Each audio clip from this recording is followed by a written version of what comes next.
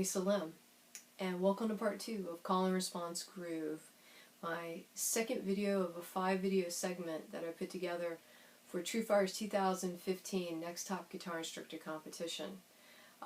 Please check out the link below, well actually to the side of the screen, to cast your vote after you watch the lesson.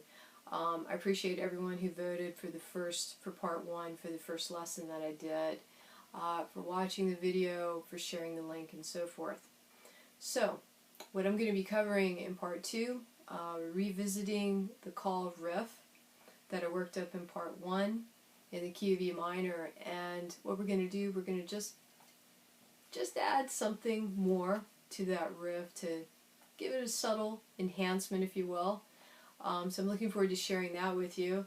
I'm also going to be moving the E minor pentatonic scale 5 positions up the neck, and I'm going to show you how to do that, how to lay them out, and that'll be in the supplemental material that you'll see a link below the video for.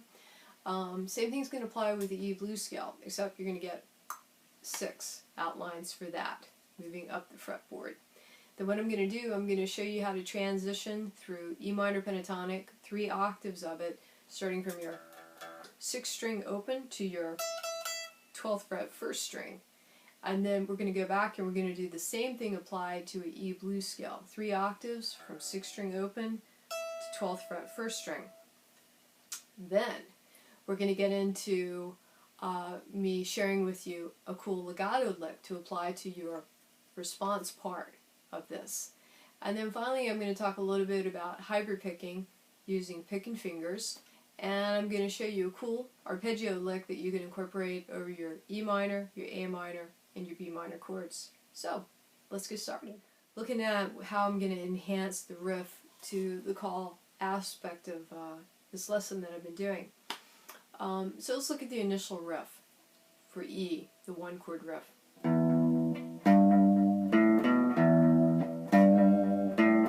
That's what we initially worked up.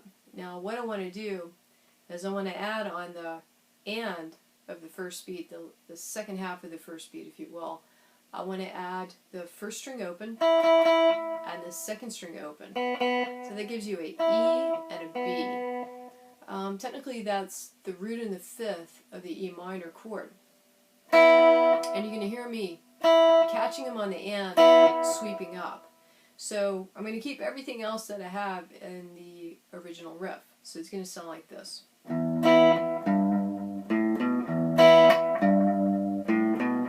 Okay, so let me break it down for you. So you have your 6th string open, then you're playing, sweeping up, the 1st and 2nd strings open together, which is E and B, G, the 3rd fret 6th string, 5th string open, A, and then 2nd fret 5th string, B.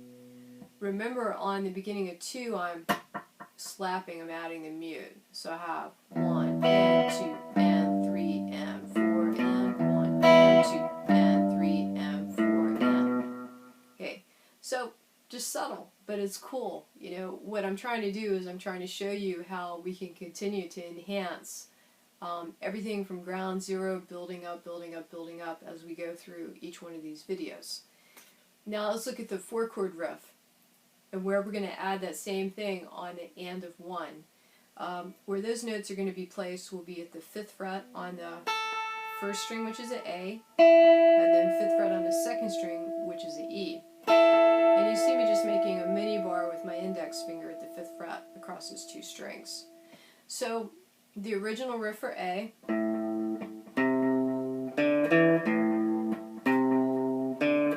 now I'm going to add on the and of 1 the first 2 strings, okay? So I've got 1 and 2 and 3 and 4. So that's your 4-chord riff. Now let's look at the 5-chord riff, and there's a couple scenarios here that you can consider, because it's, if you keep the riff where it is now, starting the root at the 2nd fret, you might feel like you're having to bounce around a bit, and I'll show you an option that you could otherwise choose or opt to choose if you're not hip about it.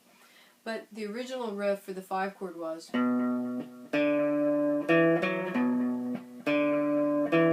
okay, so now those 2 notes that we're adding on the and of 1 are going to now be at the 7th fret on the 1st and 2nd strings. That's actually a B and an F sharp, once again the root and the 5th of now the B minor chord. So when we put it together, I'm going to keep the riff in its original place, okay? And I'm going to add this in here. So you see a little lead bumping, a little rough. So maybe not the most user-friendly way to go about it. So I'm going to suggest that rather than playing the root for the 5 chord for B minor at the 2nd fret 5th string, I'm going to suggest trying it out the 7th fret on the 6th string, okay? And then letting your ring roll over to make the mini bar at the 7th fret on the first 2 strings to catch that and a 1. We could still leave the remaining notes, D, E, and F sharp, 4th string open, 2nd fret 4th string, 4th fret 4th string. We could leave them there, or we could move them to 5th fret on the 5th string, 7th fret on the 5th string, and 4th fret on the 4th string. It's really what you feel most comfortable with, and you know, you need to try it both ways and just see what's going to work best for you overall.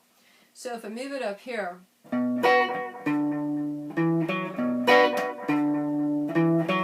I moved everything, and the layout for that would be 7th fret 6th string, then 7th fret on the 2nd and 1st strings, slap, 5th fret on the 5th string, 7th fret on the 5th string, 4th fret on the 4th string, okay?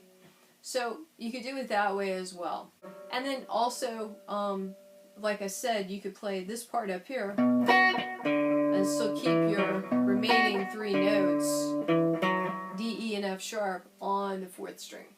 Okay, so let's put it all together and let's see what it's going to sound like for our 12 bars.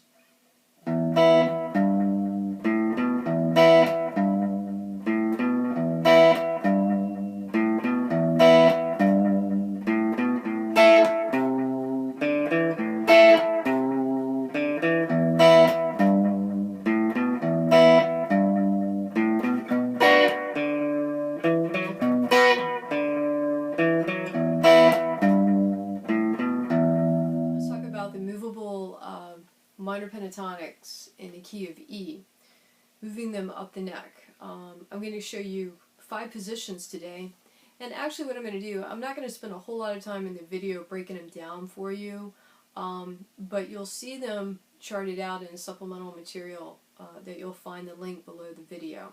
So please, you know, open up that link, print it out, and work with them, because this is where, you know, a lot of the response, if you will, those kind of licks are being built and constructed from. So it's good to, you know, definitely learn all the positions on the neck where you can apply the scale, where you can play it. So what I first gave you in part 1, I gave you the open position of B minor pentatonic, which is 2 complete octaves. Now, when you get into 2nd position, it's not going to be 2 complete octaves. You're actually going to have 1 octave and then 2 additional notes into the next octave. Don't let that throw you, okay? One thing I will tell you is with each position that you encounter and that you see charted out in my material, I'm starting on the root note, okay? So it'll be starting on E each time. So that was 2nd position. Now, 4th position will actually place me with my pinky at the 7th fret on the 5th string. There's 1 octave, and then 3 additional notes into the 2nd octave, okay? Then we're going to start the same place, but this time with the index at the 7th fret, which will put us in 7th position for E minor pentatonic scale. And we're going to have, there's 1 octave, and then 4 additional notes into your 2nd octave, okay? And then from there, we're going to go to 9th position. Now I'm starting with my pinky at the 12th fret on the 6th string. There's 1 octave, and there's 2 octaves. So there you do get 2 octaves. And then finally, we're going to be back in the 12th fret again, which is 12th position, this time with my index. And I'm actually going to have 2 complete octaves here. And it's really just a mirror of what we started with in part 1 of this segment. Imagine all your strings open are now the 12th fret, and then imagine your notes that are falling at the 3rd and 2nd frets of that outline are now at the 15th and 14th frets. So it's going to sound like this.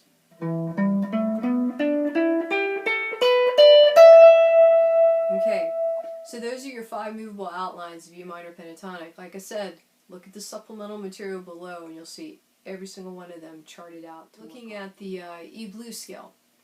Now here you're going to actually have 6 outlines in the supplemental material below. So really the only difference between E minor pentatonic and E blues is 1 note. You gain 1 note when you play E blues scale in comparison to an E minor pentatonic. Now where that note falls, that note is what's called the flat 5. That gives you your blues sound basically. In this case, in a key of E, it's a B flat. Okay, so we're going to be inserting B flat into all the positions of the E minor pentatonic that I just shared with you.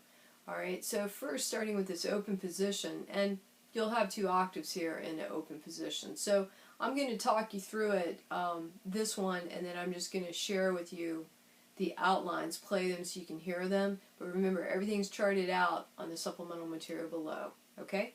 Alright, so we're starting on the 6th string open, which is E. Then we're playing the 3rd fret 6th string, which is a G. We're playing the 5th string open, which is an A. Here it comes. 1st fret 5th string, which is B flat. There's your flat 5, your blues note. Okay? 2nd fret 5th string is B. 4th string open is D. 2nd fret 4th string is a E. 1 octave. If we continue on, 3rd string open is a G. 2nd fret 3rd string is an A. Here it comes. 3rd fret 3rd string is a B flat. There's your blues note, flat 5. 2nd string open is a B. 3rd fret 2nd string is a D. And then 1st string open is a E. So that's your E blues scale in open position. So then what we're going to do, and you'll see it in the material below, printed out, that you can be looking at and following along. 2nd position. So once again, you heard me add that 1 additional note, which is a B flat. And then, of course, 4th position.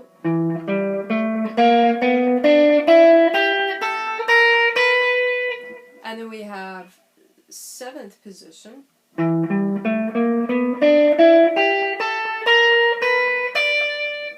And then we have 9th position. And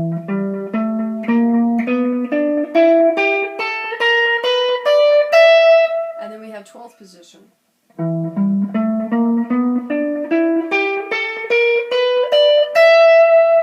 And there you have 6 outlines of your E blues scale. Transitioning through E minor pentatonic scale, 3 octaves.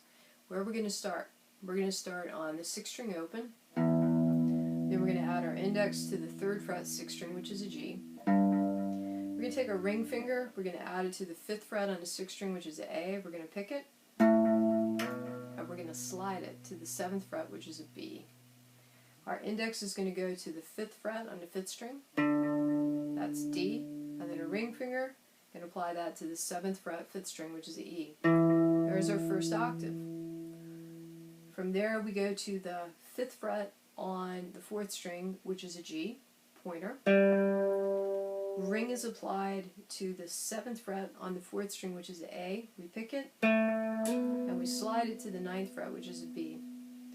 Pointer goes to the 7th fret on the 3rd string, which is a D, and then ring is added to the 9th fret on the 3rd string, which is a E, 2 octaves. Now, pointer is going to go to the 8th fret on the 2nd string, which is G. Ring frets the 10th fret on the 2nd string, A, and slides to the 12th fret, which is B. Pointer is added to the 10th fret on the 1st string, which is D, and then ring finishes us out at the 12th fret on the 1st string, which is E. It's going to sound like this. Okay,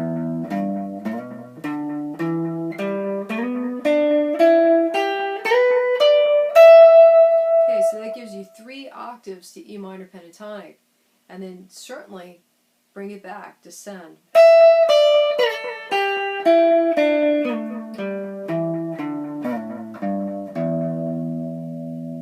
Transitioning through E blues scale, 3 octaves.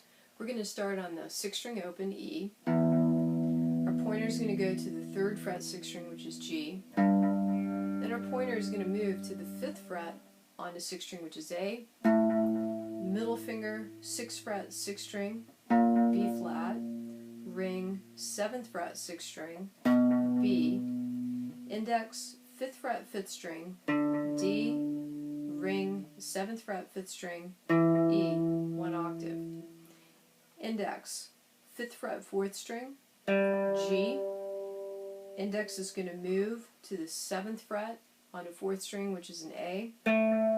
Middle finger, 8th fret 4th string, which is a B flat. Ring is added to the 9th fret on the 4th string, B. Index goes to the 7th fret on the 3rd string, D. Ring is added to the 9th fret 3rd string, E. Okay, so that's 2 octaves.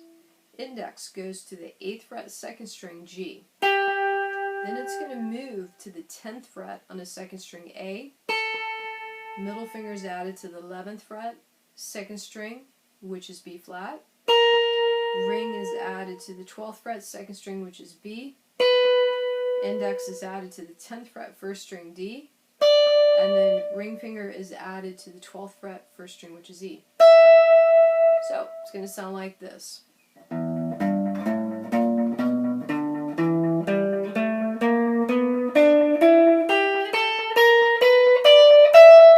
Bring it back.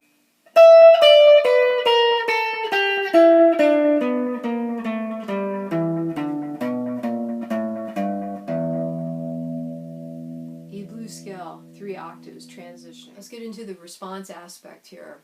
Let's start adding some new licks to what we have. First, let's start with legato. Okay, well, what is legato? Legato means that notes flow. They're connected. It's nothing broken in the sound. So, what we're going to be using in terms of techniques, we're going to have slide. You can see me sliding up, sliding back. We're going to have a pull-off. And when I put that together, I get that. What the lick is going to sound like that I'm going to be teaching you today, you're going to have...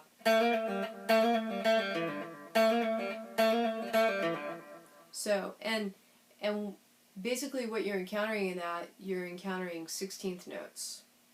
Okay? And 16th notes are just, each one is just a fourth a beat each. So we're kind of slicing and dicing the beats a bit more. Okay? So, squeezing more into each beat.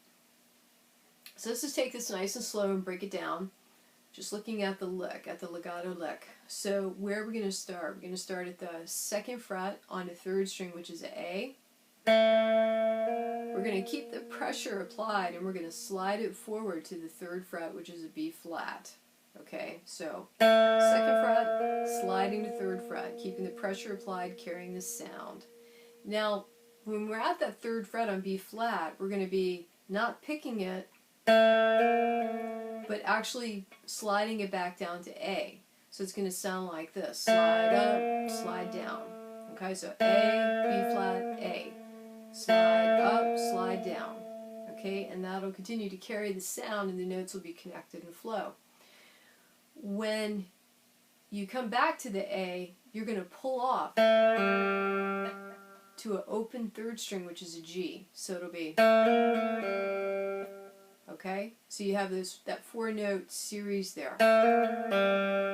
And then we're going to end up doing that same phrase again.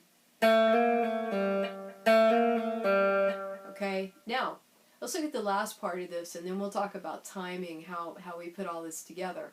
The last part, we're going to start on the A, which is the 2nd fret 3rd string. We're going to pick that, pull off to the 3rd string open, which is a G.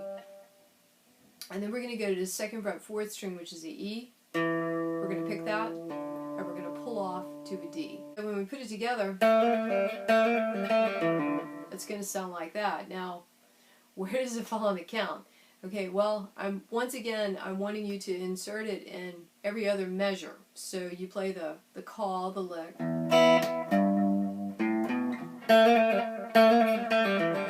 and then the lick, which is a response.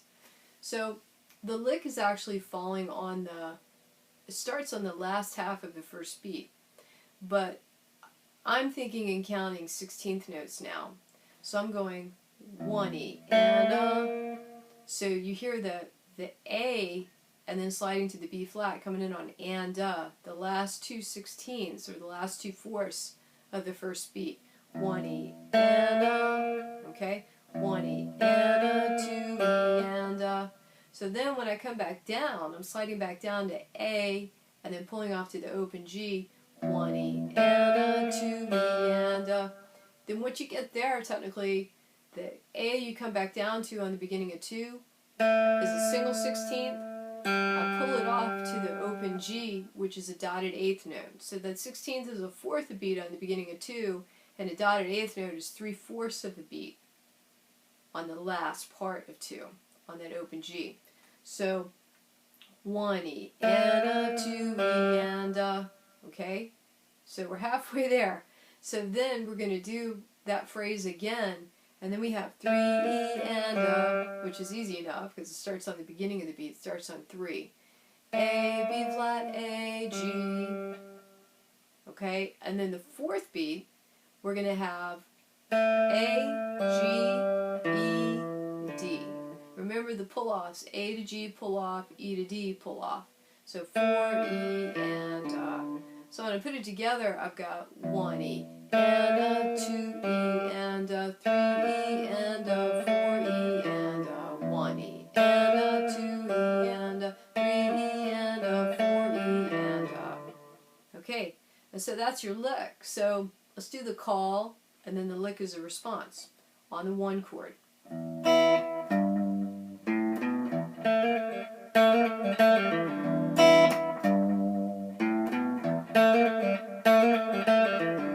And that's what it's going to look like. And, you know, certainly it'll work for A.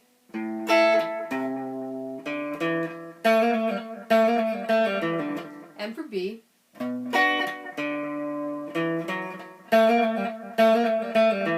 So, you know, I totally encourage you to incorporate it in that 12-bar outline. Remember, play the call lick, and then the response being this lick I just showed you, this legato hybrid picking, and a lick, an arpeggio lick to incorporate the hybrid picking. What we're going to have is, first off, you're using pick and fingers. You can see that I use a jazz teardrop pick between my thumb and my index. Now, it doesn't mean that that's the kind of pick you got to run out and get if you don't have one. You can use a standard size pick. It's all personal preference, and I totally encourage you to try different types of picks and find what works best for you, you know, in this scenario. I'm using my middle and my ring fingers for plucking the other notes that are in this phrase. So let's take a look at what we're going to do.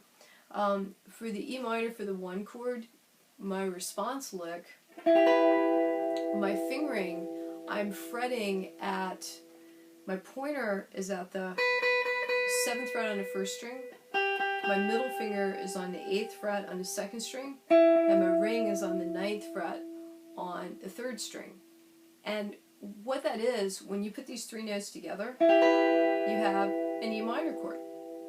How convenient is that? Okay, so what I'm going to do, my pick is going to be playing the 3rd string every time that comes around, and my middle finger is going to be playing the 2nd string, and my ring finger is going to be playing the 1st string.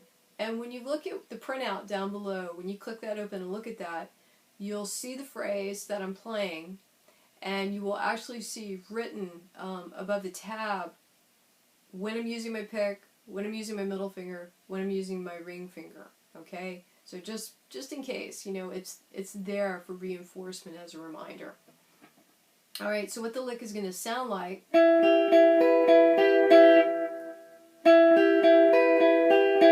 what you have an eighth rest on the first half of 1. So I'm going rest and 2 and 3 and 4 and rest and 2 and 3 and 4 and.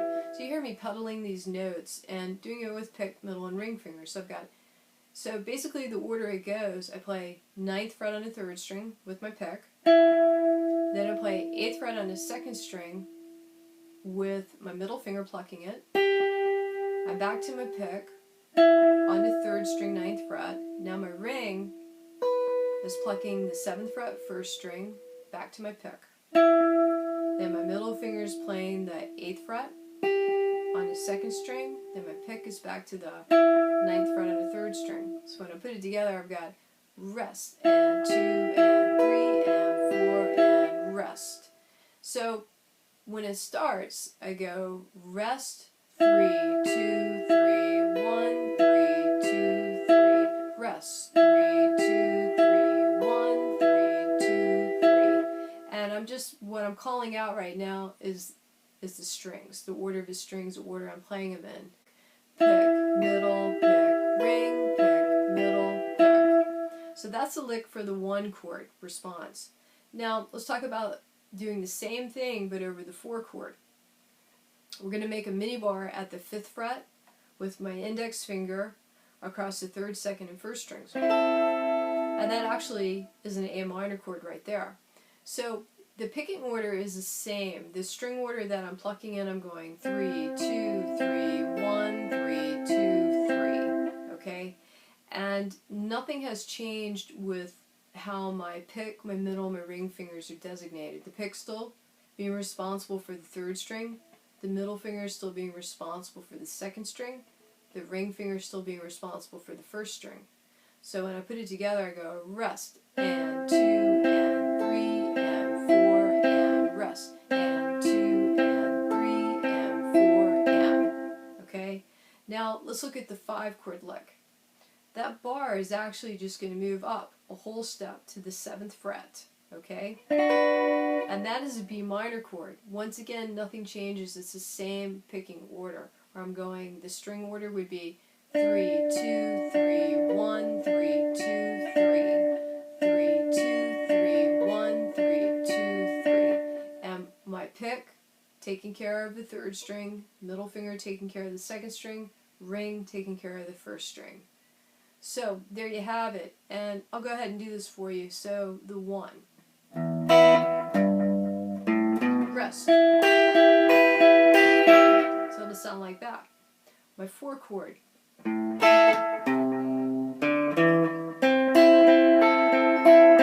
then my 5 chord.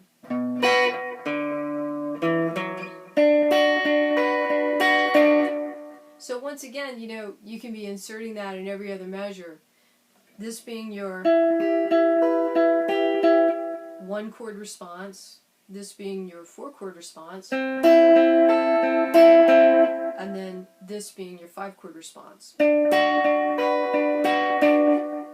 Alright, so hybrid picking, it's a really cool thing. It opens up a whole new playing field for you. There's just so many things you can do with it. So that's part 2 of this 5 video series on call and response groove. Please check out all the supplemental material down below. It gives you everything that I covered today printed out, laid out for you to work with in conjunction with the video. Part 3 is on the way. Please remember to vote. I don't know if it's here or if it's here, to which side of the video, but if you cast your vote for me, it's greatly appreciated. Thank you so much. 2015, TrueFire's next top guitar instructor. I'm Lisa Lim. See you next time.